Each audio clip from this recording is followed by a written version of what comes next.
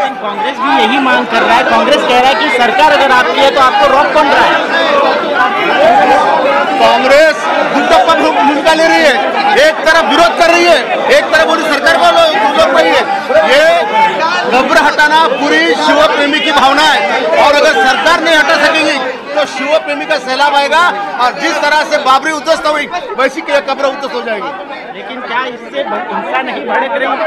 जो मासूम लोग हैं उनके जो लोग हिंसा कर रहे हैं, औरंगजेब उनका बाप नहीं है। उन्होंने ये देश के प्रति निष्ठा दिखानी चाहिए। औरंगजेब बादशाह उसके बेटे का नहीं हुआ, उसके बाप का नहीं हुआ, उसके भाइयों का नहीं हुआ, तुम्हारा क्या होने वाला है? राणेंमुळे हा मुद्दा आला, राणेंची राजीनामा द्या असं विरोधक बोलत आहेत। राणे साहेबांमुळे हा मुद्दा आलेला नाहीये। हा मुद्दा शिवप्रेमी शिवभक्त संभाजी महाराज भक्तांची अस्मितेचा विषय।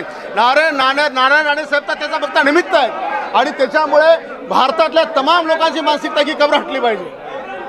राजीनामा ते मागत आहेत, मुख्यमंत्री निवेदन देखील देणार आहेत। सत्ताधारी आणि विरोधक आमने सामने आलेले दिसून आले। बरोबर आहे, सत्ताधारी आमने सामने नाही, सामने समोर आम्ही आहोत। त्यांची संख्या कुठे आमच्या बरोबरीमध्ये सामना करायची? त्यांची अवकाश पण नाही आमच्या समोर बरोबर आंदोलन करायची। आरोप करतायत की सत्ताधाऱ्यांना कुठेतरी आंदोलन पेटवायचं। आम्ही ते थडगं हटवण्याची मागणी करतो औरंगजेबाचं, आणि विरोधक त्याचं समर्थन करतात, त्याला शौर्याचं प्रतीक समजतात।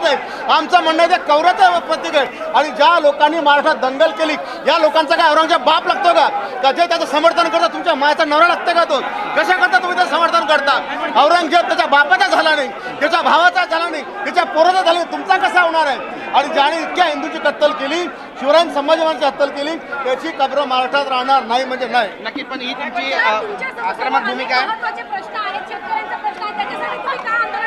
शेतकऱ्यांचे प्रश्न ही सभागृहात मांडून झालेलो आहे।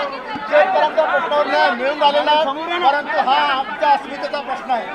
शिवरायांच्या संभाजीराजांच्या ज्यांनी त्यांच्या विरोधात लढा देऊन हे महाराष्ट्र उद्ध्वस्त करण्याचा प्रयत्न केला, त्याच्या कबरीच्या विरोधात हा आमचा भावनेचा विषय आहे। प्रश्न तर खूप आहेत, आम्ही सक्षम आहे ते प्रश्न सोडवायला।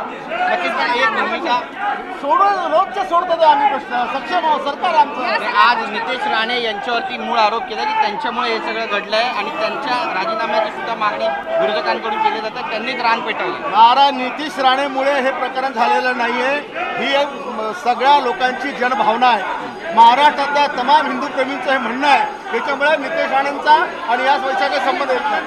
विरोधक आरोप करतायत की पायऱ्यांवरती विरोधकांचा अधिकार आहे, पण तरी देखील सत्ताधाऱ्यांना बापाची मालमत्ता आहे पायऱ्या म्हणजे।